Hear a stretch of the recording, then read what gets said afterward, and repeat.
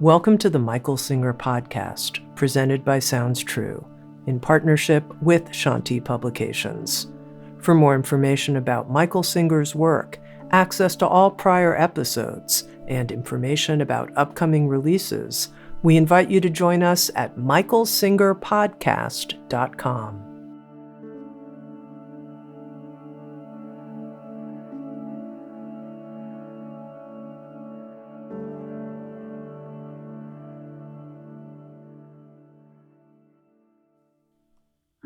Jagrada Jai Masters.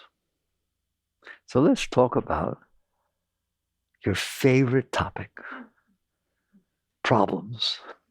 Well, we might as well. Let's analyze problems. I don't want to get down to specifics. I want to tell you this. What you call a problem, she doesn't.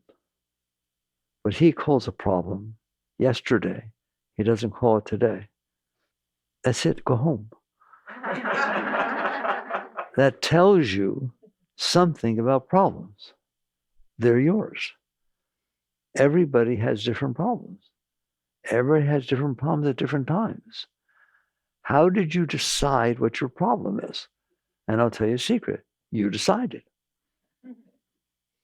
Laugh all you want. You decided this is a problem. Nobody else has a problem with it. Something happens, you don't have a problem with it tomorrow. A problem is something you have inside. A problem is not outside.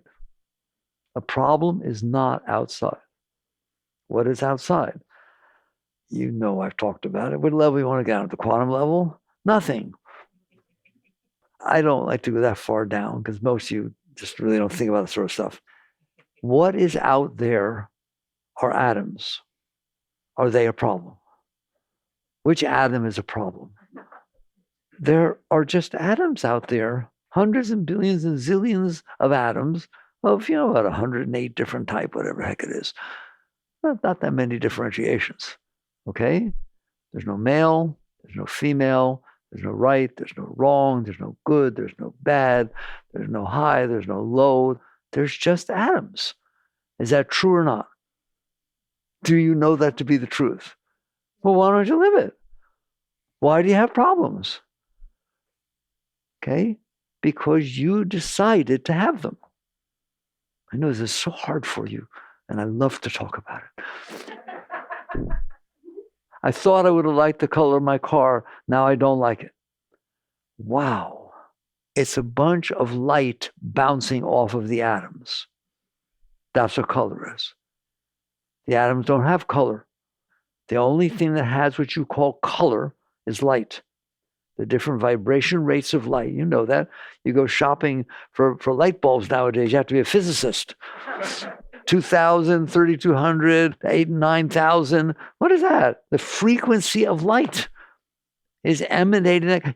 I think at Lowe's or Home Depot has a little box that you can push a button and it will show you the color of the light bulb. It's looking at the electromagnetic spectrum.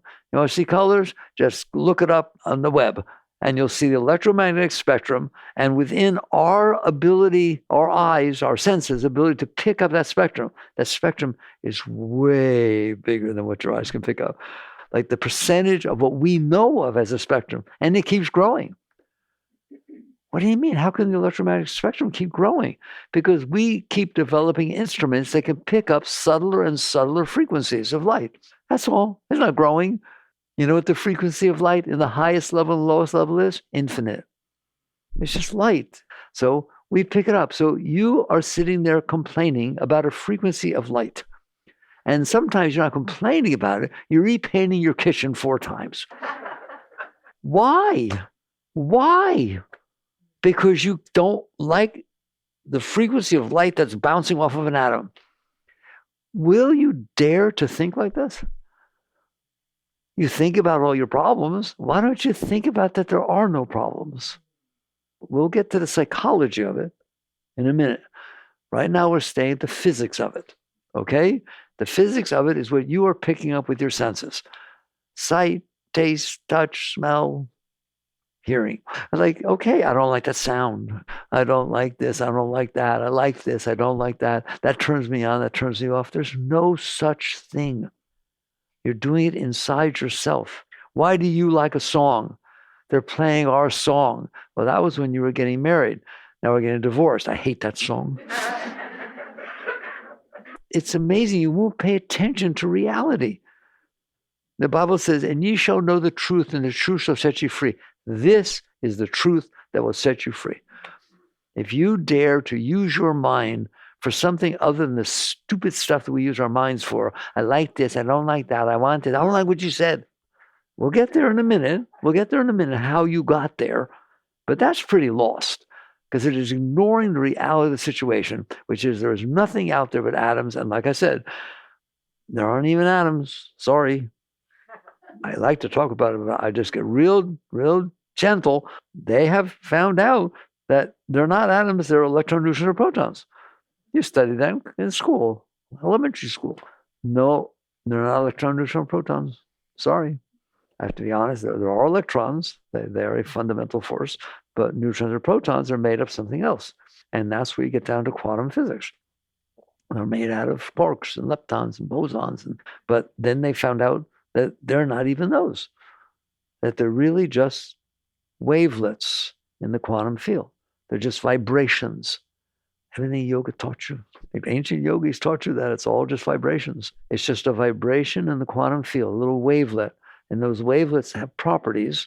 They're amplitude and direction and color and shape, whatever. And when they interact together, two up quarks and a down quark make a proton, and two down quarks and an up quark make a neutron. Okay, you need to know that. But just know it's not even here. It's just wavelets. How can you have a problem with it? You must be working very, very hard at it to take nothing and make it into a problem. First of all, have I told the truth? Is this not what your great physicists, Chinese, Russian, American, anything, nationality, whatever you want, this is what they found. It's called the standard model of physics.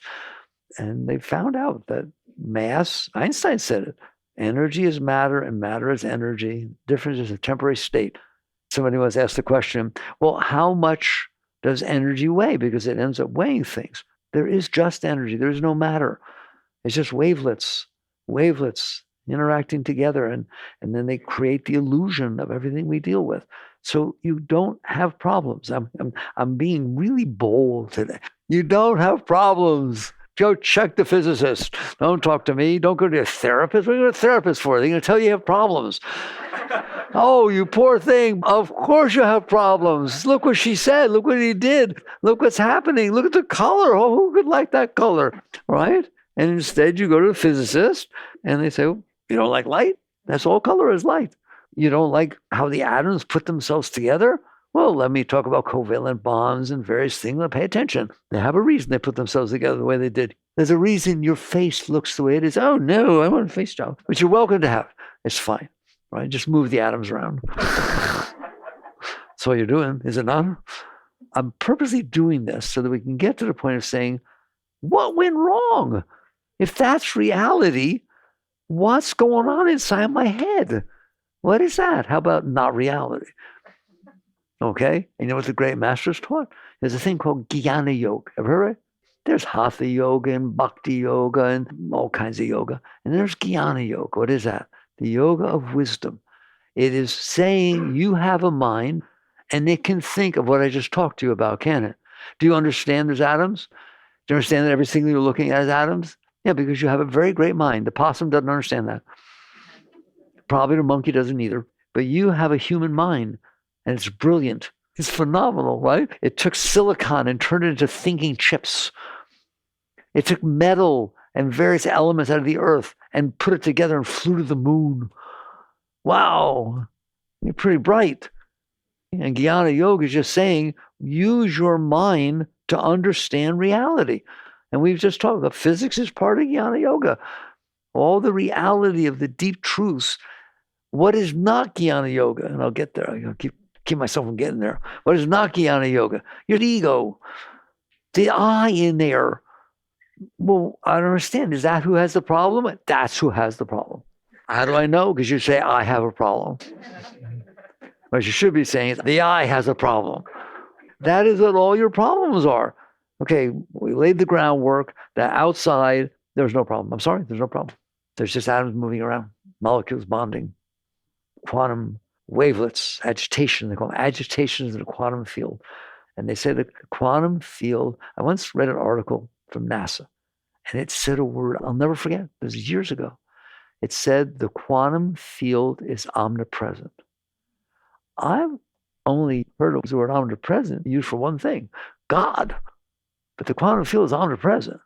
So that which they're calling that field that has those wavelets in is everywhere. All the stars, the moons, the galaxies, everything is far, far. You go as far as you want, trillions of galaxies, all emanated from the quantum field. And you have a problem. Which wavelet don't you like? Okay, so now let's talk about the fall from the garden. Because that's the garden. The garden is just, all right, I'll say it. The physicists don't know it, and they may never know it. But the yogis asked, who am I? Not what is it?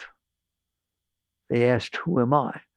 There's somebody in here observing it. There's some consciousness, some awareness of being. Yes or no? Are you in there? Who's in there?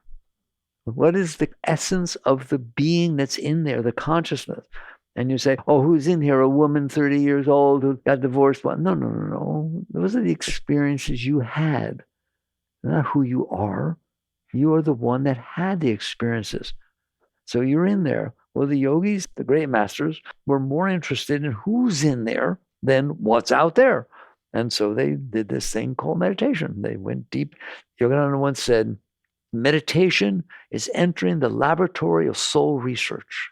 So they went inside, and what did they find? They found, I'm conscious.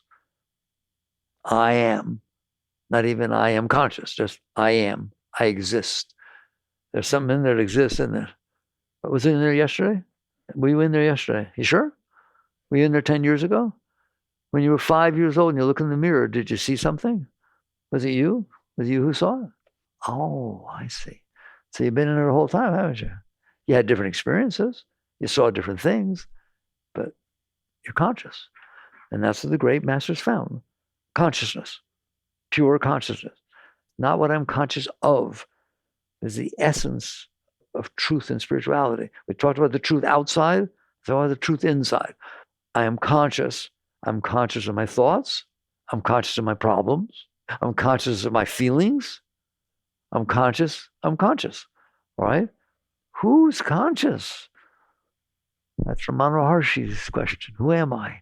Who is it that's conscious? There's billions of objects of consciousness, things I'm conscious of, but there's only me in here. Those are just different things I'm conscious of. The masters, the great ones, they found their way back, away from being absorbed into the object of consciousness, back into the source of consciousness. You know what they found? You ready? You ready to tie it all together? They found that the source of consciousness was the source of the quantum field. Don't tell the physicists I told you that. Because if you ask a physicist, okay, a quantum physicist, the highest level, Nobel Prize winners, what is the quantum field? We just know it vibrates. We know that there's something there within that substance. These wavelets come and we can build the universe out of those wavelets. But we don't know it. Someone says, where did it come from? You know what they said? It was so beautiful, so close. It's always been there. They're talking about God. I mean, give me a break. I mean, if you say the quantum field is omnipresent, that's pretty big. How about omnipotent? All force, everything comes out of that field. They literally, the bosons, I can get into physics. I'm not capable, first of all, but there's quarks, leptons, and bosons. What are the bosons? The forces. What forces? I almost said gravity. They haven't proven that yet, all right? But electromagnetism, strong nuclear, weak nuclear, all the forces that create the universe emanate from the quantum field. They know that. They say that. That's what the bosons are in the quantum field, the forces that then pull together everything else. So it's omnipotent. That field is the source of everything. God, orange is called God. Well, it is. And that's what the yogis found out. They went back and they fell into pure consciousness, not conscious of, just consciousness, awareness of being. And what did they find out? That the whole universe was emanating from their being. Read Yogananda's chapter, My Experience in Cosmic Consciousness. He said when he fell into that state for the first time, it was at the speed of light, was expanding in all directions. All galaxies were my body. Every bit of it was me. It was just me. That's called enlightenment. A very great state.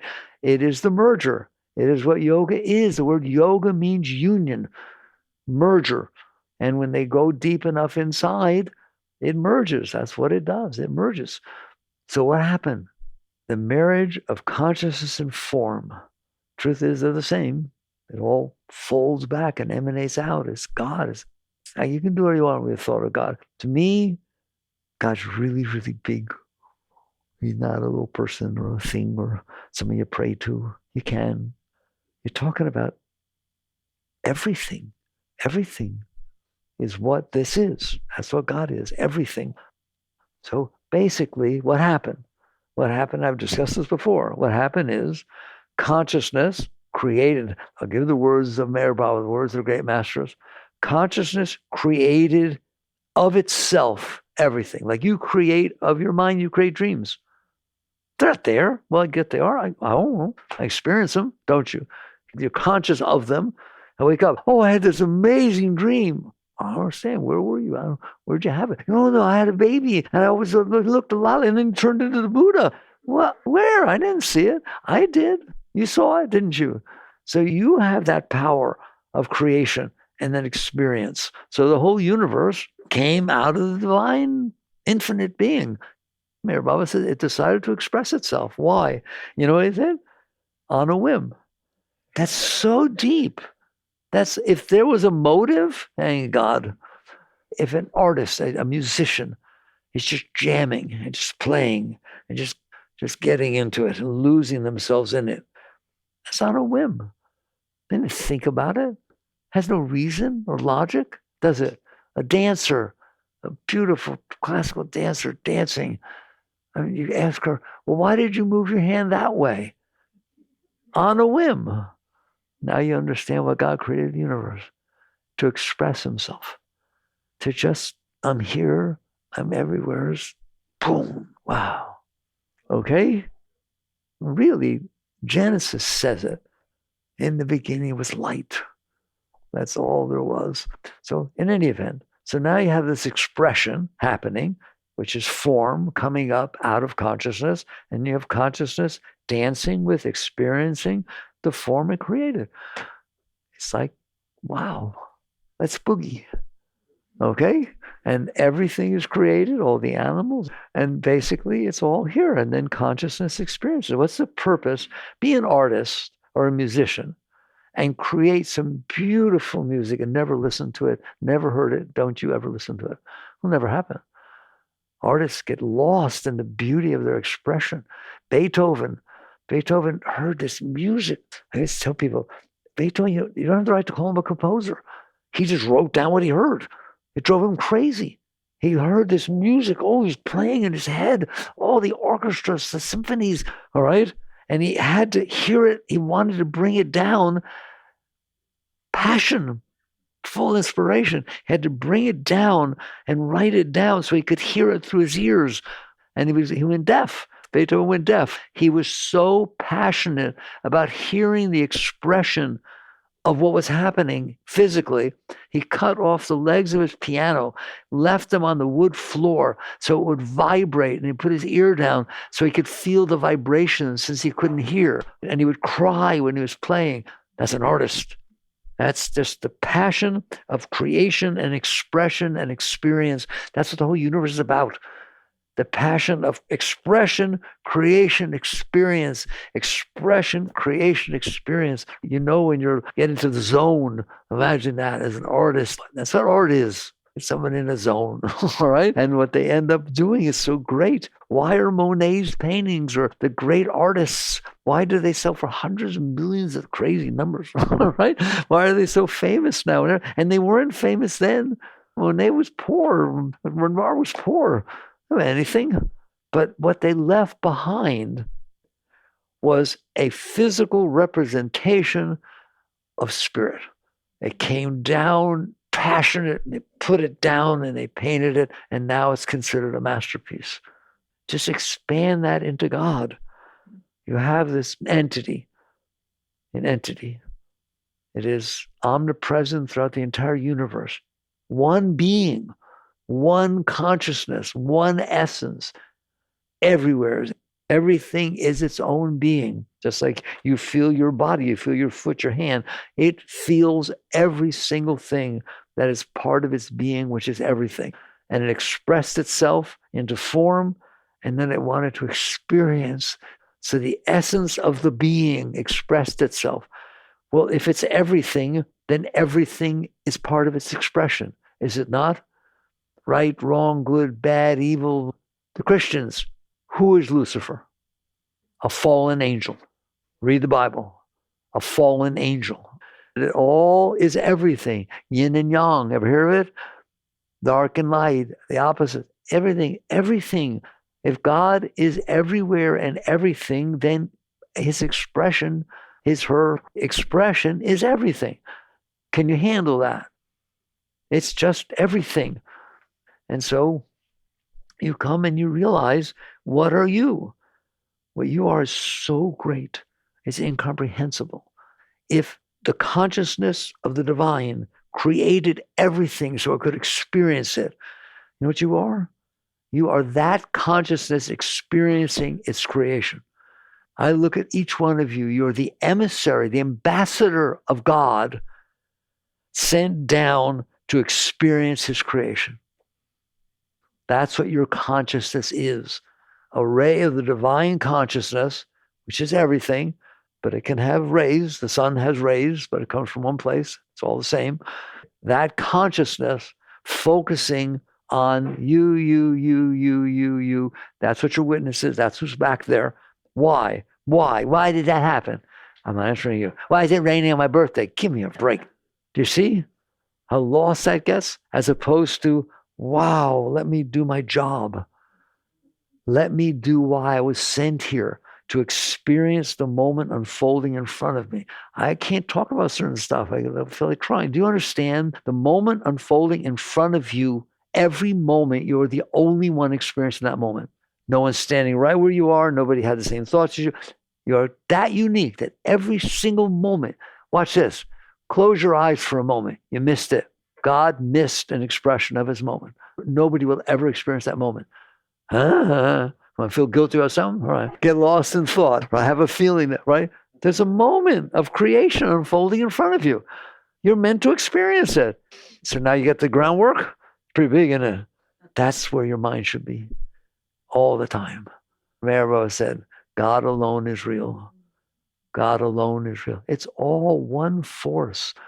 So what happened? So now you have this force expressing itself all over, not just on Earth, all over the universe. Every star, every planet, every galaxy, every black hole. It's just that entity, that infinite, eternal entity expressed itself. It just is. It always was. It is what is. And everything is made out of it. In India, in the ancient teachings, it's called Chit Shakti, conscious energy. That is the holiest word you will ever say. That's a name for God, Chit Shakti. That's what it is, conscious energy. Consciousness emanating its energy through expression, Shakti, expression, experiencing itself. That's all that's going on. There's just creation, experiencing creation. All right, what happened? The ray of consciousness, the best I've ever gotten, I feel that explains it so well. I don't want to be repetitive, but I used the example the other day. If you look outside, there's a field, and there's light on the field. It came from the sun, we know that, but basically it's even throughout the entire field. There's just light. then that's reality. That's what's happening. The light is falling on form. The light is falling on form. That's all. Okay? Take a magnifying glass. Anywhere on that field, I don't care. Hold it for a minute. What happens? A dot shows up down there on the ground. Does it not do that? When a magnifying glass do that? Can it set the leaf on fire? It takes the light and focuses it. Which light? The light. Well, we'll hold it over here. It'll do the same. Not the same dot. Hold it, do the same thing. No, where I put it, it'll do that, won't it? So it focuses light down to a focal point. That's who you are. It is divine consciousness, the light everywhere, focused on your thoughts, your emotions, your body, and what you are experiencing through your senses. It just focuses it down to a dot. And now there's a whole bunch of those dots running around down there, bumping into each other. Can you see it? That is what's going on. So basically, why did it focus like that? Because every bit of consciousness is supposed to be experiencing the whole. Well, it has to shine. Each ray really is separate, but it all is a whole. It's the fact that you're all running around those little dots, you're really not. If you come back a little bit, start, it's so deep. That's what it means to do the inner work. Instead of focusing yourself on that little dot down there, you're not the dot. You're the exact same light, and you all are one. Okay, so what happened? What happened is all that's happening. That's really beautiful, but God knows, that light knows it's the light, and it's emanating down. Fine, so it can experience things. The problem is that light of consciousness gets distracted by what it's conscious of. That's the essence of the greatest things I ever learned, the word distraction. Do you get distracted? What does that mean to get distracted? What gets distracted? Consciousness. Awareness of being focuses on different things. So you're sitting here looking at somebody, then you hear a noise. Boom! Your consciousness is distracted. It gets pulled over there. Well, what's happening is form is created. It's there. You're experiencing it. But for some reason, it's called the fall from the garden. It really is. That's what I'm talking about right now. Is the fall from the garden. The light, the eternal light. The light focused down so it can experience itself. It's experiencing. It's fine. It's sitting there, and you start with witness consciousness. That's not very high up. We'll go further. But witness consciousness means what? I am aware that I am aware of what I'm looking at. Wasn't everybody aware they were looking at? You wish. They got lost. They got so distracted by what they were looking at that they lost the sense of self. They lost the sense that I am the consciousness aware of it. They're just aware of it. Do you understand that? Right? How could you say that to me? No, I will not let you talk to me like that. Whoa. Come on back. Where? Who? What? There's nothing going on, is there? There's just consciousness experiencing reality. But you get distracted. You get so focused on the object of consciousness that you lose your seat of consciousness. You didn't lose it. You're the source of it. And the sun's still doing its thing, man. It's still shining on that field, isn't it? It did not change one iota. But to your tiny little separated awareness that got pulled down into the object of consciousness, you now don't have that seat. And that's why they teach objective observation. That's why they teach witness consciousness, mindfulness. They're all talking about the same thing, which is if you take a step back inside, you will find out, I'm there. I've always been there, but I got lost. I got sucked down into what she said, what she wore. Just everything is that. It's the consciousness focusing so much, getting so distracted by an object of consciousness that you identify with what you're looking at instead of identifying with who's looking. And that is the spiritual journey. Christ said something really beautiful. I am the way, the truth, and the life, and no man cometh unto the Father but by me. Well, that's the truth. If you are this light shining down, but you're not lost, you're aware that you're that. I'm aware. I'm an aware being. I'm totally aware that I am The light that is in everybody, everything. And if you want to get back there, you have to work your way back away from your personal self and let go there, and then come back and know that you're the witness watching this stuff, and then let go of the witness, and all of a sudden, boom, that's enlightenment. Oh, look at it, they call it enlightenment. When your consciousness pops back to the field where the light's hitting everything, that's enlightenment. But you're all enlightened. You're all seated in that seat of consciousness all the time, but you're distracted.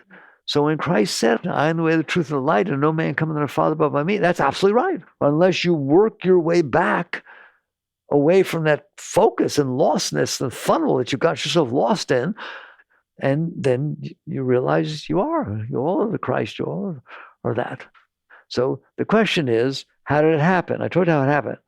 Consciousness is capable of focusing, is it not? Look at your little finger. You don't do it, I'll do it for you. Focus on your finger. Can I do that? Can I get so focused on my little fingerprint and this and that and so on that you guys ain't here anymore? Yes or no? Well, now take finger down. Oh, where'd you guys come from? Exactly the same.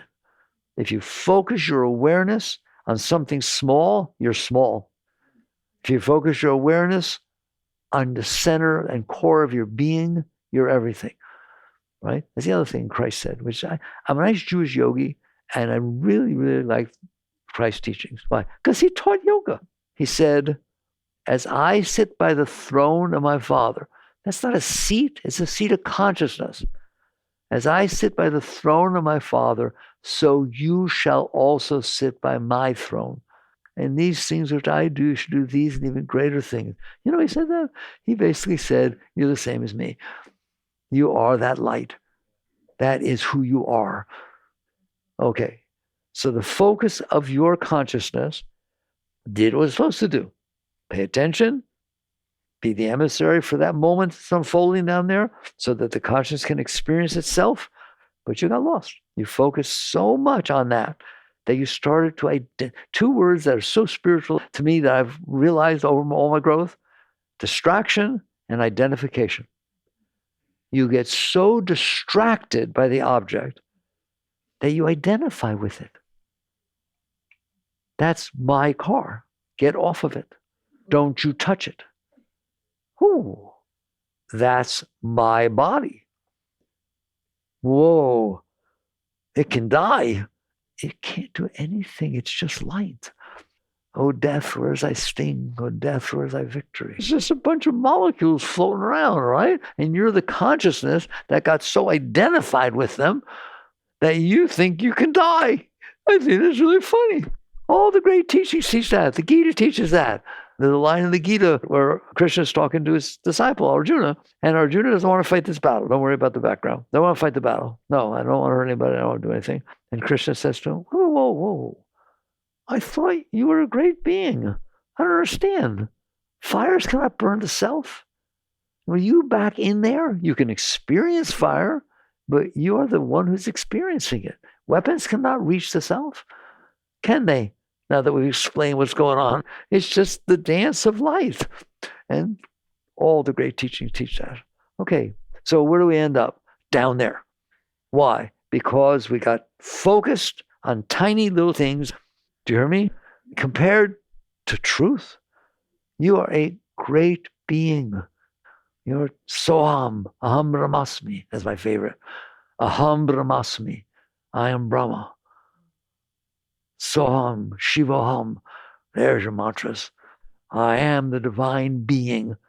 I'm lost right now, but I'll find my way back. We got to find our way back to the garden, all right? There's lots of teachings out there, okay? So you are the consciousness of the divine. Keep thinking about that field with light falling on it. You are that. You are just that one field of light, focusing down on what you got distracted by, which is fine. You're supposed to experience it. God is experiencing himself, his own creation, but you got so focused on it that you identified with it. This is my house. Get away. This is my house. There's no house. There's no my. That's the consciousness focusing on an object so much that you kind of freaked out about the thing. My house has termites.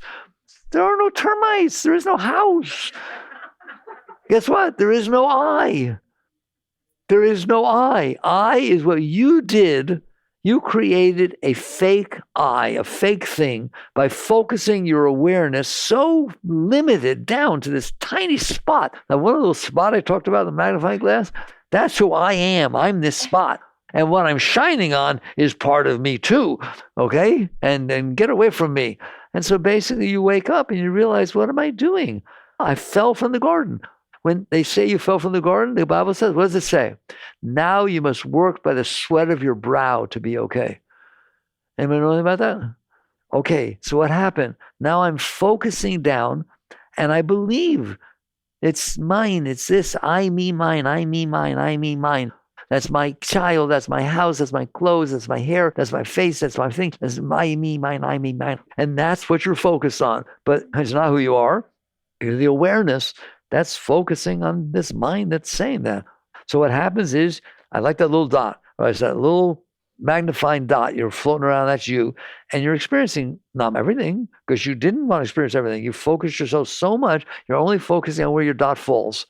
That's all you experience, is where that little dot exists, even though you're everything.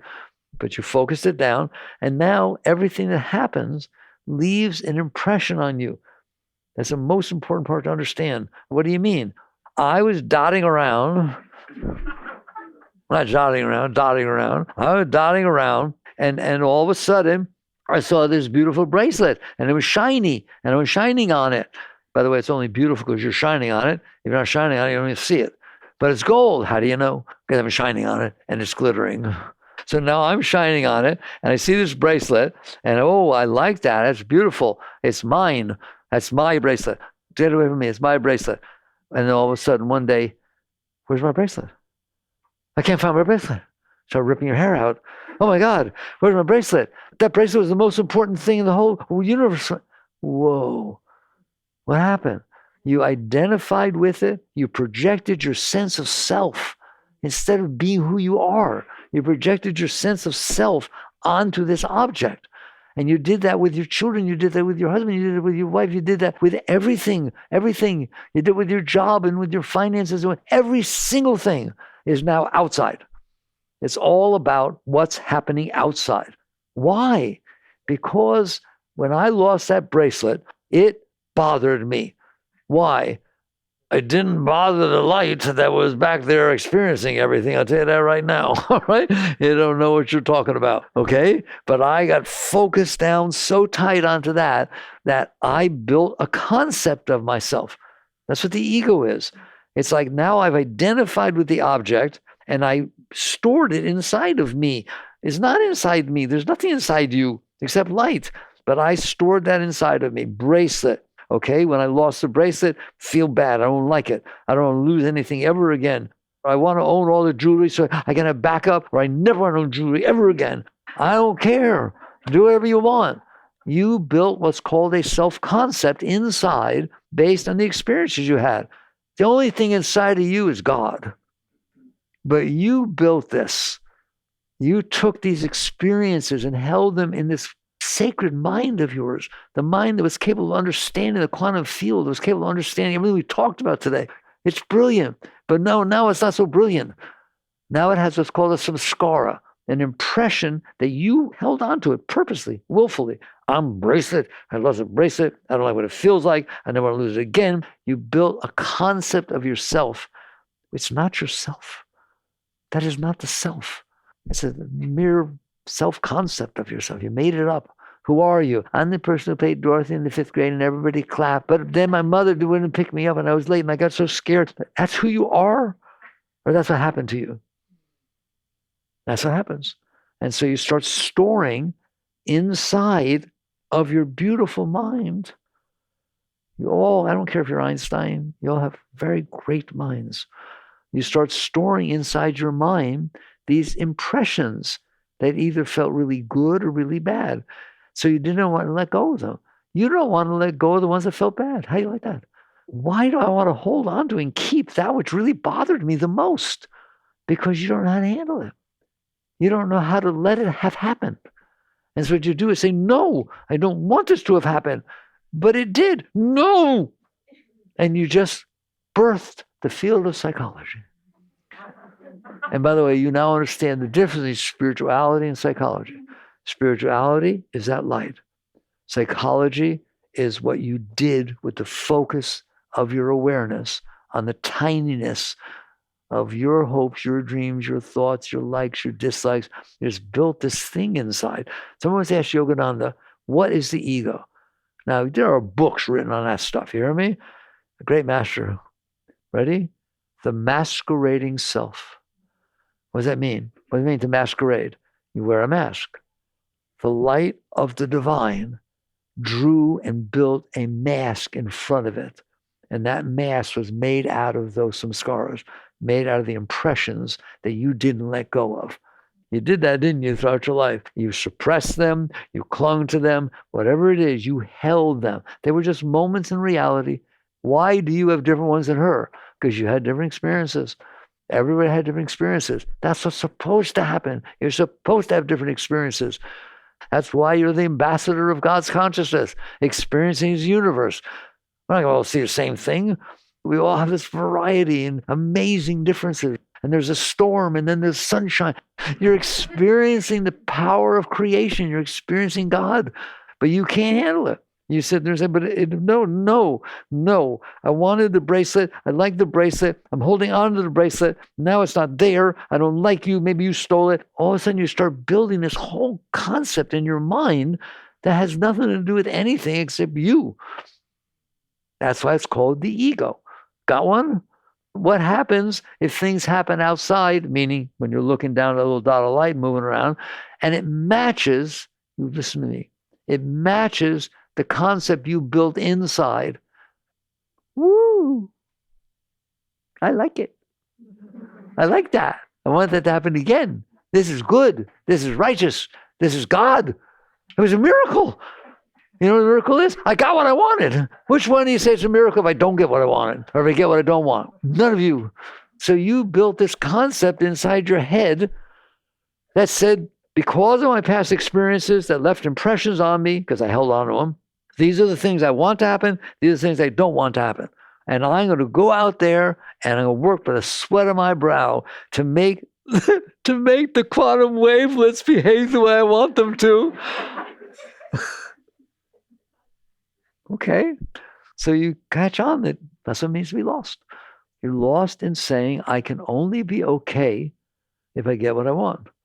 I will never be okay if I get what I don't want.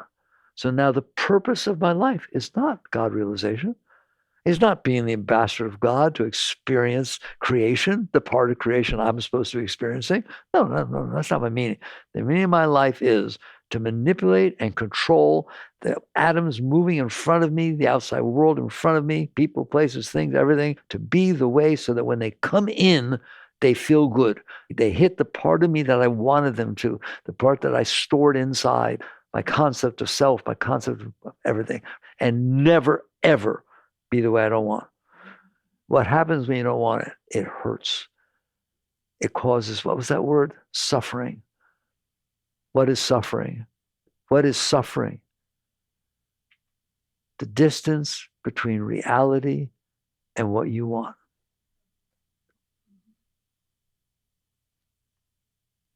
What happened to her made her suffer.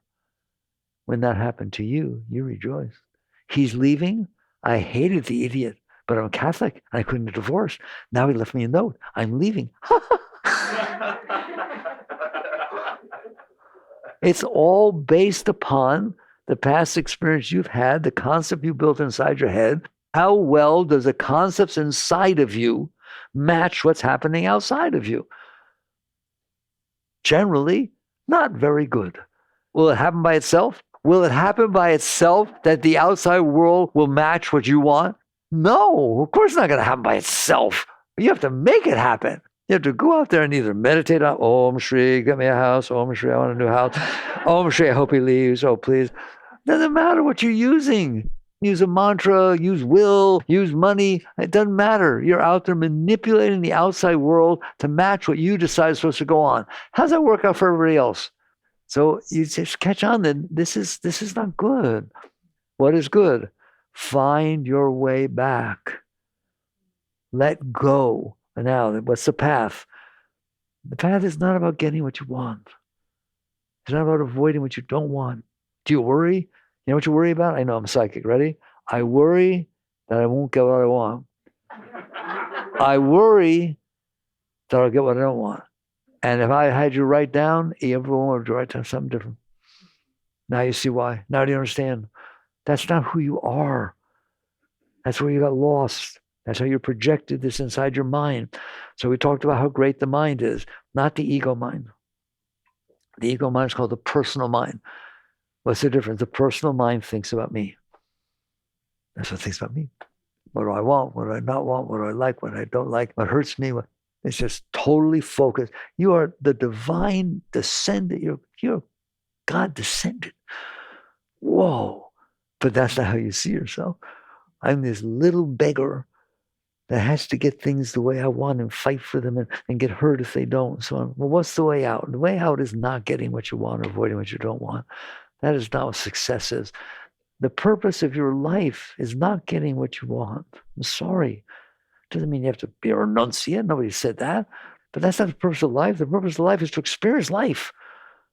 Life is a place that souls are sent to evolve. How are you doing? Because if what you're saying is, I don't want to evolve, I want to get what I want. I don't want this to happen, I want that to happen. Well, that's not very evolved. Evolved is, okay, I'm here, I'm conscious, and there is a universe unfolding in front of me. How do you know? Let those who have eyes to see, let them see. Let those who have ears to hear, let them hear. Okay, it's pretty straightforward stuff. There it is. What is reality? How do you know it's reality? Because it's happening. How do you know the past is reality? Because it happened. How do you know it happened? Just pay attention. Don't make things up. Don't rewrite history. My God, what we're doing nowadays is just absolutely unbelievable. The mind has completely taken over. It's got nothing to do with Republican or Democrat. The mind has completely taken over. It basically says, I am what I think. These are my hopes, these are my dreams, my concepts, my views, my opinions, my likes, my dislikes. Pay attention. No. How about meditate? Let go. You don't have to hold on to that. If you hold on to that, you suffer. If you hold on to that, your whole life is just a big mess. It's a big mess. How are you getting along? Well, we stay together for the kids and so on. It's working out. How are you getting along? Oh, ecstatic. Every moment of my life, I'm filled with Shakti, filled with love, filled with spirit, so beautiful. But the kids were doing drugs. Oh, let's take care of it. We'll work with it. It'll be fun. Like, reality's reality. Deal with it. Can you deal with it? The answer is no. No, it has to be what I want. And so here we are, right at the end. Well, that's really interesting, and it's all true. Obviously, we had a true discussion. We talked about you have no problems, do you? You made them up. Well, what's the spiritual path? It is so simple. Not easy to do, but it's so simple. Ready? When something unfolds in front of you, such as it's hot out, the driver, look, he keeps using his blinker, he keeps stepping on the brakes. Oh my God, I don't know how to drive. Okay, when something happens in front of you, respect it, honor it. It is God's expression of that moment. But it's terrible. It is what it is. Reality wins. The question is not whether it's good or bad or right or wrong or fair or just. Did it happen? Is it happening? Is the person driving 15 miles an hour below the speed limit and you're in a rush? Yes. Can you handle it? No. Can you handle that expression of the universe? Well, how do I know it's God? Because it's all God. That's what I've taught you, because every single thing, all of creation, the Bible says, not a hair on your head moves that God doesn't know. Not a sparrow falls from the tree that God is not aware. Of course, he is the sparrow, he is the tree, he is the hair, he is the head. That's what omnipresent means. You want to talk about spirituality? That's spirituality. So basically, you come down and you say, can I handle it? And right now, you were not taught to handle it. You were taught to fight it.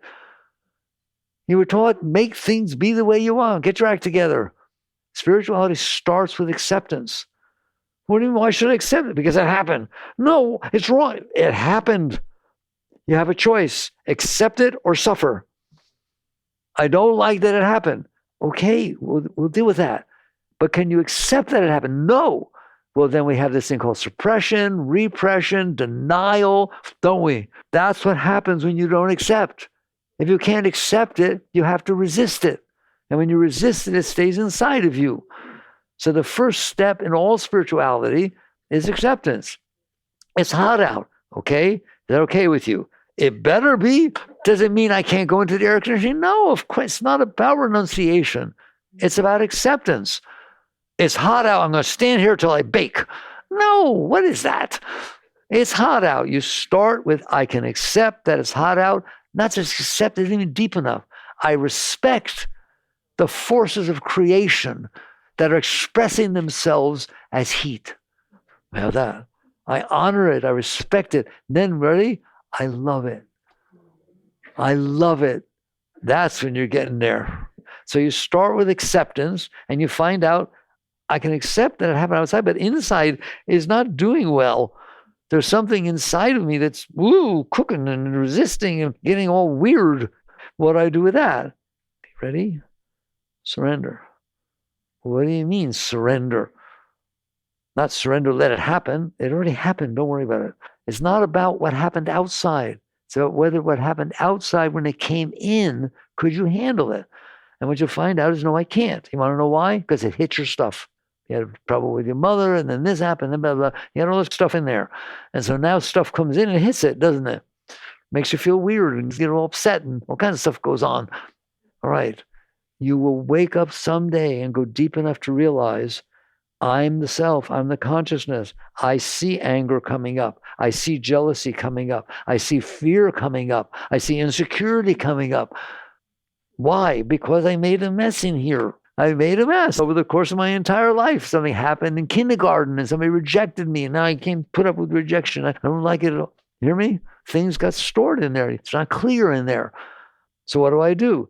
When you feel the energy come up, which that's why you meditate, that's why you do mantra, that's why you do things that center you in the seat of consciousness so that you're actually aware enough to see, oh, here comes anger. I've been there, I see it.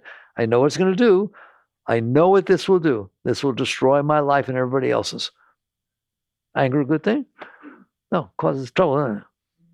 Am I capable not of suppressing it?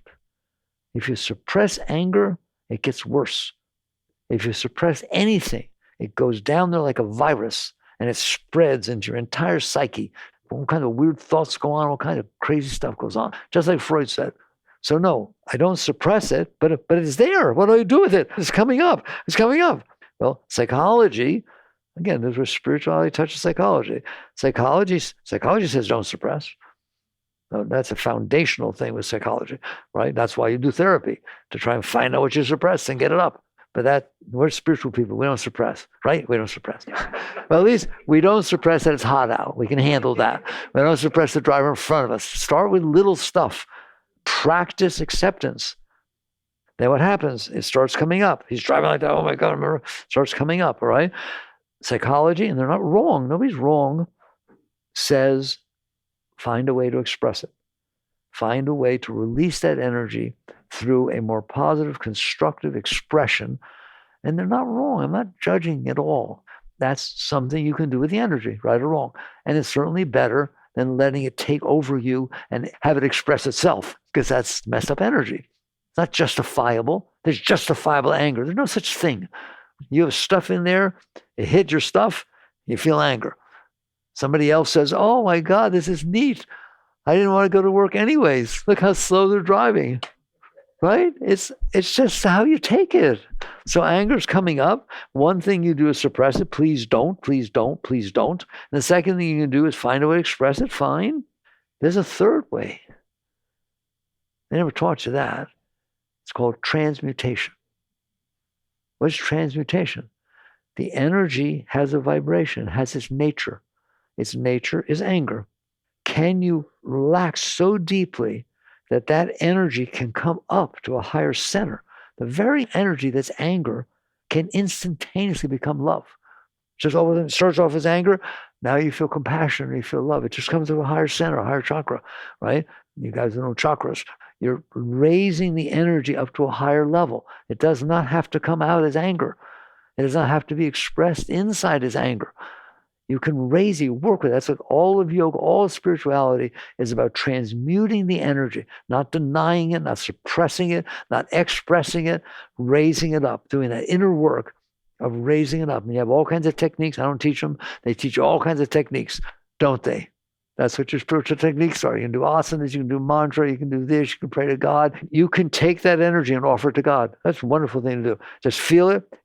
Ramdas used to teach that. Reach down, third chakra, second chakra, reach down, take a handful of it. Come on, get a handful of it and offer it up. Here, Dad, you made it, you take it. Here's yours. I tell you right now, you do that.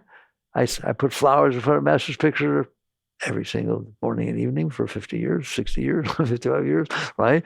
Means nothing. You do this, take that energy inside and offer it up way higher than any devotional thing you will ever do, right? And it will raise the energy. It will raise the energy. And eventually it will change direction. I always have my talks this way. Now it's all going down. It's all fighting. It's struggling in there, protecting, fighting, inside, outside. You bring that energy up enough and it starts to change direction. All of a sudden, you're not feeling it going down. You feel it spontaneously going up. So the flow of the Shakti. And it starts creating ecstasy and joy and love all the time until you decide, no, that was wrong. I'm not feeling love. Don't you say that to me. I'll never love you again. As opposed to, I'm sorry that you felt that. I'm sorry that you went through this. I understand. I went through it too. It's called compassion. And then all there is love. All there is love. And it keeps going up higher and higher. And then eventually, I guess I better close. Eventually it goes up high enough to where you don't have to do anything. You're not doing anything in there. Just everything just is what it is. And it's all going up. It's all passing through. The storm is passing through. The argument is passing through. The event, whatever it is, they're passing through. And it starts lifting you up. Now, important part I learned many, many years ago is that's not the end of it. You are the divine consciousness dancing in the divine play. There's action. Surrender doesn't mean you don't act.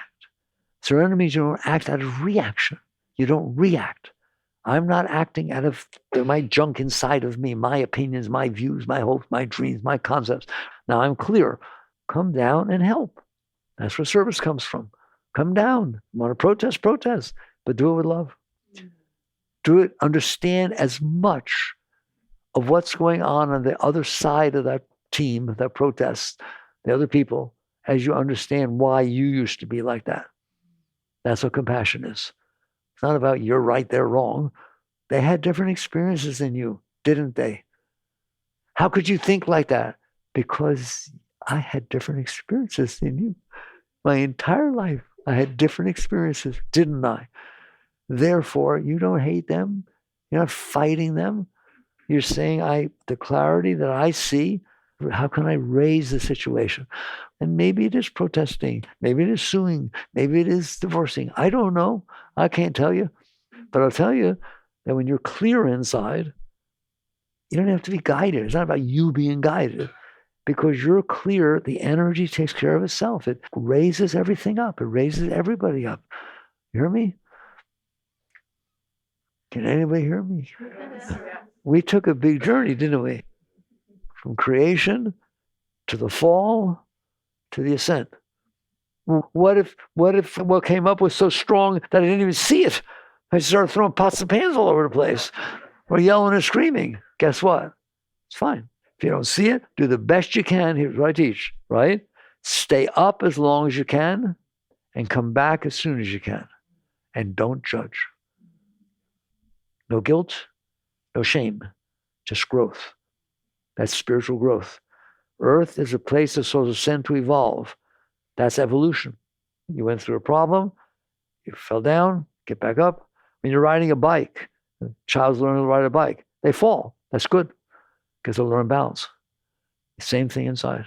Don't judge yourself. Just take your eyes, aim them. I should call it the pole star of your life. Aim your aim up for as long as you can and come back as soon as you can.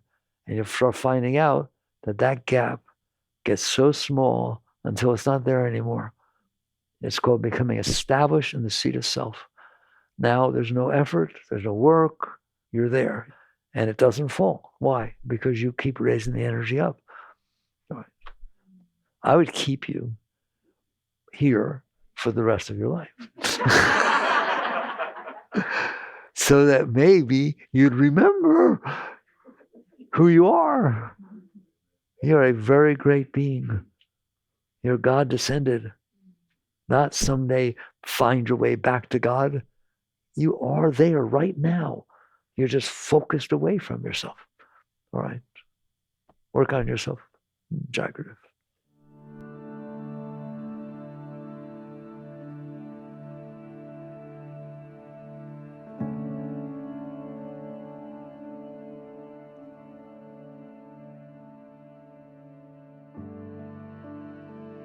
You've been listening to the Michael Singer Podcast, produced by Sounds True in partnership with Shanti Publications. For more information on Michael's body of work and all back episodes, please join us at michaelsingerpodcast.com. Thanks so much for listening. Sounds True, waking up the world.